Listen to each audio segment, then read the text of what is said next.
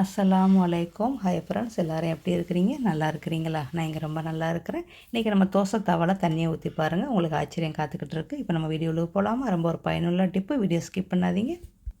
அப்படியே உங்களுக்கு இந்த வீடியோ பிடிச்சிச்சின்னா இந்த வீடியோக்கு ஒரு லைக் கொடுங்க. அப்படியே நம்ம சேனல் இது வரைக்கும் சப்ஸ்கிரைப் பண்ணிக்கிறேங்க. அப்படியே உங்கள் ஃப்ரெண்டு ஃபேமிலிகளுக்கு ஷேர் பண்ணுங்க. டிப் நம்பர் 1, நம்ம சீனிக்கில் வந்து நான் ஒரு முடிச்சு போட்டிருக்கிறேன். அது என்ன முடிச்சு நான் உங்களுக்கு திறந்து காட்டுறேன். இப்போ மறுபடியும் நான் அதை எடுத்துகிட்டு மறுபடியும் அதே மாதிரியே நான் செஞ்சு போடணும். ஓகேயா? வர வீடியோவில் வந்து நான் வந்து செஞ்சது வந்து எனக்கு எப்படி ஒர்க் அவுட் ஆச்சு அப்படின்னு உங்களுக்கு ஒரு டிப்பை நான் வைப்பேன். இது அதில் இப்போ முக்கியமாக நம்ம சீனியை வச்சுருக்குறோம். இப்போ நம்ம வந்து புது சீனி, பழைய சீனி எடுத்து கொஞ்சமாக எடுத்து வச்சுட்டு அதை தொடச்சிட்டு புது சீனி போட்டிருக்குறோம். ஓகேயா? புது சீனி போட்டிருக்கு. இதில் வந்து பழைய சீனியும் கொட்டிடுங்க. இதுக்கப்புறம் நம்மளுடைய முடிச்சில் வந்து அது என்ன இருக்குன்னு உங்களுக்கு திறந்து காட்டுறேன். அந்த முடிச்சில் வந்து நம்ம எப்போவுமே மேலே தூவி விடுவோம் கிராம்பு. அதைத்தான் நான் வந்து துணியில் வேஷ்டி துண்டில் வந்து நான் வந்து மடித்து வச்சுருக்கிறேன். இது நான் வச்சு 2 மாதம் ஆச்சு. இப்போ நான் மறுபடியும் அதை மாற்றணும். மாற்றும்போது அதே துணியை வச்சுருங்க. கிராம்பை மட்டும் மாற்றி அதே மாதிரியே முடிச்சு போட்டு உங்களை சீனிக்கில் வச்சுருங்க. இந்த கிராம்பையும் நம்ம வீணாக தூக்கி போடல, வேறு ஒரு இதுக்கு நம்ம யூஸ் பண்ண போகிறோம். இப்போ முடிச்சு போட்டு வச்சுருங்க. 2 மாதத்துக்கு ஒரு தடவை நீங்கள் சீனிக்கில் வந்து இதை வந்து மாற்றிக்கிறங்க. ஓகே, இது 2 மாதம் வரைக்குமே எனக்கு வந்து எறும்பு வரலை. இப்போ தான் நான் அதை எடுத்து மாற்றுறேன்.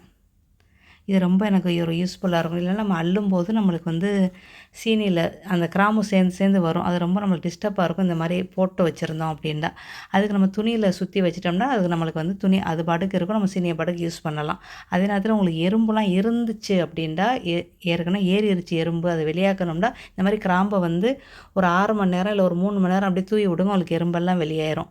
இப்போ நம்மளுக்கு அந்த பிரச்சனை இல்லை. நம்ம வந்து அந்த இந்த கிராம்பு உள்ள முடிச்ச தூக்கி உள்ளுக்கு வச்சுட்டோம். சீனியை போட்டு மூடி வச்சுருங்க. இதை நீங்கள் மறு கொட்டி வச்சுக்கலாம். 2 மாதம் வரைக்கும் உங்களுக்கு எறும்பு ஏறவே ஏறாது. அதுக்கு மேலே அது ஏறுமா ஏறாதான் நான் ட்ரை பண்ணலை. ஓகேயா?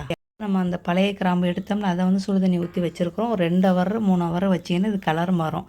இதை இப்போ நம்ம வந்து இன்னொரு இதுக்காண்டி யூஸ் பண்ண போகிறோம். எதுக்கு அப்படின்னா நம்ம கரப்பாம்பூச்சி, எறும்பு இதெல்லாம் வர்ற இடத்துல நீங்கள் ஸ்ப்ரே பண்ணி விட்டீங்கன்னா உங்களுக்கு எறும்பு தொல்லை, கரப்பாம்பூச்சி தொல்லையெல்லாம் உங்களுக்கு வராது.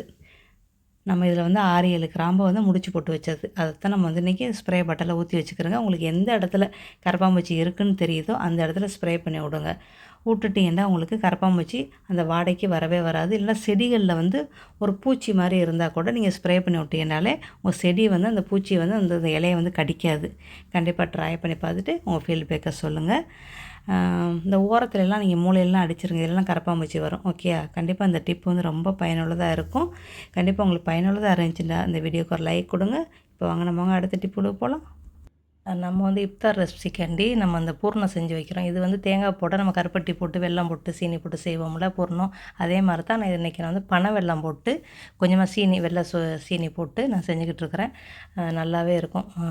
டேஸ்ட்டு ரொம்ப அட்டாசமாக இருக்கும். ஏன்னா பனை வெல்லம் போட்டிருக்கனால ரொம்ப நல்லாவே இருக்கும். இந்த பூர்ணத்தை செஞ்சு வச்சுக்கிட்டோம்னா நம்ம கொலக்கட்டை, சுருளப்பம்னு நிறைய மாதிரியான டிஷ்ஷுகளுக்கு இதை நீங்கள் யூஸ் பண்ணிக்கலாம். இது கெட்டுலாம் போகாது. 1 மாதம் வரைக்குமே இது நல்லாவே இருக்கும். இப்போ வாங்க டிப்புல போகலாமா? இது நம்மளோட தோசை தவா. நான் வந்து நம்மளுக்கு வந்து லேசாக அந்த ஓரத்தில் லேசாக தடிமனாக கொஞ்சம் உயரமாக இருக்கும். கை வச்சா அப்படியே அருகும், அந்த மாதிரி இருக்கும். இதை நம்ம கத்தி வச்சு சுரண்ட முடியாது, ஏன்னா இது நான்ஸ்டிக்கு. அதனால் அப்போ இதுக்கு வந்து ஒரு சின்ன ஒரு டிப் இருக்குது. அதை நம்ம செஞ்சு பார்ப்போம், போகுதா இல்லையான்னு நம்ம பார்ப்போம். ஓகே, என்னோடய நான்ஸ்டிக் தாவா. நான் யூஸ் பண்ணி 10 வருஷமாக யூஸ் பண்ணிக்கிட்டு இருக்கிறேன். தாவா பார்க்க புதுசு மாதிரியே தான் இருக்கும். பின்னுக்கு முன்னுக்கு எல்லாமே நல்லாவே இருக்கும். அதை நம்ம யூஸ் பண்ணுறதை பொறுத்து தான் நம்ம பொருள் அப்படி இருக்கும். நம்ம தோசையை சுட்டு முடிச்சோடனே நம்ம கழுவிடணும். நான் அதை தான் எப்போவுமே செய்வேன். நம்ம வந்து அந்த ஓரத்தில் லேசாக தடிமனாக இருக்குல்ல, அதை வந்து ஒரு உப்பை போட்டு நம்ம க்ளீன் பண்ண முடியுமான்னு பார்ப்போம். முடிஞ்சால் ஓகே, முடியலைன்னா கழுவிட்டு நம்ம யூஸ் பண்ண வேண்டியதுதான். அவ்வளோதான். நம்ம ரொம்ப போட்டு தேய்ச்சி தோசைக்கல்லை வீணாக்கிடக்கூடாது. இப்போ நான் ஓரத்தில் மட்டும் தூள் உப்பு தான் நான் போடுறேன். அதுவே நீங்கள் வந்து இரும்பு தவாவாக இருந்தால் நீங்கள் நடுவுக்கெல்லாம் போட்டு நல்லா தேய்ச்சிட்டு ஓரத்துலாம் நீங்கள் கத்தி வச்சு சுரன்னா கூட இரும்பு தவாவுக்கு ஓகே, ஒன்றும் பிரச்சனை இல்லை. அது சில இதில் செஞ்சோம்னா அது நல்லா கரெக்டாக நம்மளுக்கு வந்துடும். ஆனால் வந்து நான்ஸ்டிக்கை நம்ம அப்படிலாம் செய்ய முடியாது. அந்த தோசைக்கல் அதோட தூக்கி குப்பையில் வைக்க வேண்டியது, இல்லைன்னா சப்பாத்தி சுட தான் யூஸ் பண்ண முடியும். இப்போ வந்து எலுமிச்சம் ஜூஸை லேசாக புழிஞ்சு விடுங்க. அது மேலே நம்மளுக்கு வந்து ஒரு 3 ஸ்பூன் அளவுக்கு எலுமிச்சம் ஜூஸ் வேணும். ஓரத்தில் ஃபுல்லாக புழிஞ்சு விடுங்க. நான் வந்து ஒரு பழம் எடுத்திருக்கேன். ஆனால் எலுமிச்சம் ஜூஸும் உப்பும் கலந்து நம்ம தோசை தாவால் கடாயிலையோ எதுலேயோ நம்ம போட்டோம் அப்படின்றாலே நம்மளுக்கு வந்து லேசாக காப்பி கலரில் நம்மளுக்கு வரத்தம் செய்யாது. அழுக்கெல்லாம் கிடையாது. உப்பும் எலுமிச்சம்பழமும் தோசைக்கல்லில் பட்டாலே அது நம்மளுக்கு அப்படி வரும். அவ்வளோதான். சூடுபடும்ல, சூடுபட அது அந்த மாதிரி அந்த உப்புக்கும் அந்த எலுமிச்சம் ஜூஸ்க்கும் அந்த கலர் வரும். மற்றபடி அது அழுக்கெலாம் கிடையாது. ஓகே, நான் இப்போ ஒரு ஓரமாக தான் தேய்க்கிறேன், ஃபுல்லாக தேய்க்கலை. இந்த ஓரத்தை முடிச்சுட்டு அப்புறம் அந்த ஓரம் அப்படியே நான் தேய்க்கிறேன். இது நம்மளுக்கு அந்த அளவுக்குலாம் தடிமனமெல்லாம் வெளியாகலாம் இல்லை, அது லேசாக வெளியே இருக்குது. அதாவது 1% வெளியே இருக்குது, அவ்வளோதான். இது வந்து நம்மளுக்கு வந்து டைம் வேஸ்ட்டு தான். டைம் வேஸ்ட்டு, வேலை ஜாஸ்தி இது நம்மளுக்கு. அதுக்கு நம்ம சும்மா சோப்பு போட்டு தேய்ச்சிட்டு நம்ம வந்து எப்போவும் போல் தேய்ச்சி கழுவிட்டு நம்ம யூஸ் பண்ணலாம். அதுக்கு நான் சொல்கிறேன், டெய்லி நீங்கள் வந்து தோசைக்கல்ல தேய்ச்சி கழுவி வச்சிட்டினாலே உங்களுக்கு இந்த மாதிரி தடிமனான பிரச்சனை வராது. அவ்வளோதான், முடிஞ்சிருச்சு. இதெல்லாம் வந்து அழுக்கெல்லாம் கிடையாது. உப்பும் எலுமிச்சம் ஜூஸும் அந்த தோசை தாவால் வந்து நம்மளுக்கு சூடுபட்டால் நம்மளுக்கு இந்த கலர் வரும். அவ்வளோதான். ஓகேயா? இப்போ என்ன செய்யுங்க, டிஷ்யூ பேப்பரை வச்சோ இல்லை காஞ்ச துணியை வச்சோ எல்லாத்தையும் தொடச்சிருங்க. தொடச்சிட்டு இது வந்து உப்பு தான், உப்பும் எலுமிச்சம் ஜூஸும், அவ்வளோதான். அப்புறம் எண்ணெயை லேசாக இது பண்ணி லேசாக என்ன செய்யுங்க, துணியை வச்சோ இல்லைண்டா வேறு ஏதாவது நீங்கள் வச்சுருப்பீங்கள்ல அதை வச்சோ நீங்கள் வந்து தொடச்சிக்கிறங்க. இப்போ தான் நம்ம முக்கியமான ஸ்டெப், இதுக்கு அடுத்து முக்கியமான ஸ்டெப் பார்க்க போகிறோம். வீடியோ ஸ்கிப் பண்ணாதீங்க, பாருங்கள். அவ்வளோதான், எண்ணெயை இது பண்ணியாச்சு. இதுக்கப்புறம் முக்கியமான ஸ்டெப்.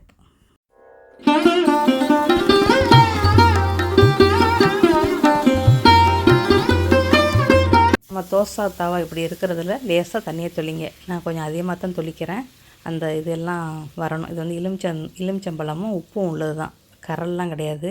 இதை நல்லா ஒரு காஞ்ச டவல் வச்சோ காஞ்ச துணி வச்சோ நீங்கள் தொடச்சிக்கிறங்க. நம்ம ரெஸ்டாரண்ட்லாம் நம்ம சாப்பாடு கடையில் நீங்கள் தோசை கடையிலலாம் பார்த்துருப்பீங்க, ஒரு விளக்கமாறு மாதிரி வச்சுருப்பாங்க. அவங்க டக்குன்னு தண்ணியை தொளிச்சு விட்டு அதை வந்து இது பண்ணுவாங்க. அந்த ஸ்டைலில் நம்ம செஞ்சுக்கலாம். இந்த மாதிரி நீங்கள் வந்து செஞ்சினாலே உங்களுக்கு தோசை நல்லாவே வரும். இப்போ நம்ம வந்து எலுமிச்சம் ஜூஸும் உப்பும் போட்டு தேய்ச்சிருக்கிறோம் ஓரத்துலலாம். இது தோசை வருதான்னு நம்ம சுட்டு பார்ப்போம். ஓகேயா? இது நம்மளுக்கு டபுள் வேலையாக தான் தெரியுது. இந்த உப்பும் இதுவும் போட்டு நான் எடுத்து கட்டுறேன், ஃபுல்லாக தெரிச்சு கிடக்கு. அதையும் நம்ம இனிமேல் க்ளீன் பண்ணணும். ஆனால் எனக்கு தோசை தவாவில் அந்த கொஞ்சம் ஒட்டிக்கிட்டு இருக்கும்ல தடிமனம், அது அந்தளவுக்கு வெளியான மாதிரி தெரியலை. 10% எடுத்துக்கிட்டிங்கன்னா 1% நம்மளுக்கு வெளியாக இருக்குது. இப்போ நம்ம தோசை தவாவில் சின்ன நடுவுக்கு மட்டும் தோசை ஊற்றி காட்டுறேன். நடுவுக்கு நம்ம வந்து உப்பு வச்சுலாம் தேய்க்கலாம் இல்லை, அதனால் நம்ம தைரியமாக ஊற்றுறோம். அதுக்கப்புறம் இன்னொரு பெரிய தோசையை உங்களுக்கு ஊற்றி காட்டுறேன். இதுக்கு நான் செஞ்சது வந்து அதை செஞ்சு முடிச்சுட்டு கையோட தண்ணியை தொளிச்சு விட்டு துடைச்சிருக்கிறேன். நீங்கள் இல்லைன்னா ஐஸ் கட்டியை வச்சு கூட நீங்கள் வந்து துடைக்கலாம், போடலாம். இல்லைண்டா வெங்காயத்தை வெட்டி நீங்கள் போடலாம். புளி அதுவும் உங்களுக்கு ஓகே தான், அதெல்லாம் உங்களுக்கு ஓகே. ஆனால் அந்த உப்பும் அந்த எலுமிச்சம்பழமும் நம்மளுக்கு வந்து அந்தளவுக்கு அந்த தடிமான தோசைக்கல் ஓரத்தில் இருக்கிறது நம்மளுக்கு வந்து வெளியாகலை. இப்போ பாருங்கள், நல்லா அழகாக அற்புதமாக வந்துருச்சு. இந்த தோசை மாவு அரைக்கிறது ரொம்ப சிம்பிளான முறை தான், அது நான் உங்களுக்கு அடுத்தடுத்த வீடியோவில் போடுறேன். இந்த டிப்பு வந்து ரொம்ப பேருக்கு ரொம்ப பயனுள்ளதாக இருக்கும். செஞ்சு பார்த்துட்டு ஃபீட்பேக்கை சொல்லுங்கள். நல்லா வலுவலுன்ட்டு பேப்பர் எடுத்து போடுற மாதிரி நம்ம எடுத்துடலாம், ரொம்ப நல்லாவே இருக்கும். நம்ம தோசை தவாவில் ஒட்டுறதுக்கு காரணம் வந்து நம்ம சப்பாத்தி அதிலே செய்கிறோம், இல்லைன்னா ஜில்லுண்டு தோசை மாவு ஊற்றுறதுனால தான் நம்மளுக்கு ஒட்டும். 2 இதுக்காண்டி தான் நம்மளுக்கு ஒட்டும். தோசைக்குன்னு தனி தாவா வச்சுக்கிட்டிங்கன்னா உங்களுக்கு ஒட்டுறதுக்கு வாய்ப்பு இல்லை. அதாவது சப்பாத்திக்குன்னு தனி தாவா வச்சுக்கிட்டிங்கன்னா, இப்போ நான் உங்களுக்கு பெரிய தோசையை ஊற்றி காட்டுறேன். இப்போலாம் நம்ம தண்ணி தொளிக்க வேண்டியதில்லை.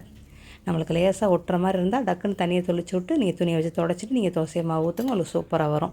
காலைல உங்களுக்கு டென்ஷன் தேவையில்லை. அதே நேரத்தில் தோசை மாவு வந்து ஊற்றி தோசை மாவு வெந்ததோடு நீங்கள் மேலே லேசாக எண்ணெயை ஊற்றி விட்டு தோசையை வந்து மடிச்சிடலாம். தோசை மாவு ஊற்றுனதோடையே நீங்கள் வந்து எண்ணெயை ஊற்றாதீங்க. இப்போ நீங்கள் அப்படியே பேப்பர் மாதிரி அப்படியே எடுத்து நீங்கள் அழகாக தூக்கி போட்டலாம். அப்படியே வலுவலுண்டு அப்படி இருக்கும். இந்த கலர்ஃபுல்லான ஒரு தோசையை எப்படி செய்யலாம் அப்படிங்கிறத நான் அடுத்தடுத்த வீடியோவில் உங்களுக்கு போடுறேன். நம்ம தோசை மாவு அரைச்சது சரியில்லையோ அதனால் நம்மளுக்கு வரலைங்கிறவங்களுக்கு டவுட்டே வேண்டாம். தோசை மாவு நம்ம எப்போதும் எப்போதும் அரைக்கிற மாதிரி தான் அரைக்கிறோம். நம்ம தோசை தவா சரியாக இல்லை அப்படின்னா நம்மளுக்கு தோசை ஒட்டிக்கிறோம், அவ்வளோதான். அதுக்கு நீங்கள் இந்த டிப்பு, தண்ணியை தொளிச்சு விடுங்களேன், ஐஸ் கட்டி வைங்க. வெறும் தண்ணியை தொளிச்சு விட்டுட்டு காட்டன் துணியை தொடச்சிட்டு நீங்கள் தோசை ஊற்றி பாருங்கள், உங்களுக்கு நல்லா வரும். இல்லைன்னா ஐஸ் கட்டி அதையும் போட்டுட்டு ஒரு துணியை தொடச்சிட்டு தோசை ஊற்றுங்க. இப்போ நீங்கள் வந்து இன்றைக்கி ராத்திரிக்கு மறுபடியும் தோசை செய்யணும் அப்படின்னா நீங்கள் கழுக வேண்டாம். இந்த மாதிரி தண்ணியை மட்டும் தொளிச்சு விட்டு நல்லா தொடச்சி அப்படியே தொங்க விட்ருங்க. இல்லை உங்களுக்கு இன்றைக்கி யூஸ் இல்லை அப்படின்னா நீங்கள் வந்து சிங்கில் வச்சு நீங்கள் சோப்பு போட்டு கழுவிட்டு நீங்கள் வந்து தோசை தவா மாட்டுறதுக்கு நம்ம ஒரு இடம் வச்சுருக்கோம்ல, அதில் மாட்டி விட்ருங்க. அப்புறம் மறுநாளைக்கு நீங்கள் எடுத்து யூஸ் பண்ணலாம். தோசை செய்யும்போது நீங்கள் இப்படி தண்ணியை தொளிச்சு விட்டு தொடச்சி விட்டு நீங்கள் தோசை மாவு ஊற்றுங்க. உங்களுக்கு நல்லா டென்ஷனே தேவையே இல்லை. ரொம்ப ஒரு ஈஸியான முறை. இல்லைன்னா ஐஸ் கட்டி, இல்லைன்னா தண்ணி, இல்லைன்னா ஐஸ் தண்ணி, இதில் 3ல் ஏதாவது ஒன்று யூஸ் பண்ணிக்கிறேங்க. தோசை ஒட்ட காரணம் வந்து சப்பாத்தியை சுட்டுட்டு நம்ம சப்பாத்திக்கும் தோசைக்கல்லுக்கும் ஒரே தாவா வச்சுருந்தோம்னா நம்மளுக்கு கண்டிப்பாக தோசை ஒட்டும். அதுக்கு சில டிப்புகள் செஞ்சு நம்ம இது பண்ணிவிட்டு அதுக்கப்புறம் தோசை ஊற்ற முடியும். இல்லை நீங்கள் வந்து ஜில்லுண்டு ஐஸ் ஃபீட்டில் எடுத்ததோடு நீங்கள் தோசையை ஊற்றுனீங்கன்னா உங்களுக்கு தோசை வந்து கல்லில் ஒட்டும். இது 2வது. 3வது, நீங்கள் ராத்திரிலே காலையிலேயோ நீங்கள் தோசைக்கல்லை அடைக்காமல் விட்டுட்டு கொஞ்சம் லேட்டாக அடைச்சிட்டு கழுகாமல் மறுபடியும் ஊற்றுனீங்க அப்படின்னா உங்களுக்கு தோசை ஒட்டும். இந்த மாதிரி பல பிரச்சனைகள் இருக்குது ஒட்டுறதுக்கு. கண்டிப்பாக உங்களுக்கு நீங்கள் போட்டிருக்க டிப் ரொம்ப ஒரு பயனுள்ளதாக இருக்கும். நெக்ஸ்ட் பேரை சந்திக்கலாம். பை. See you.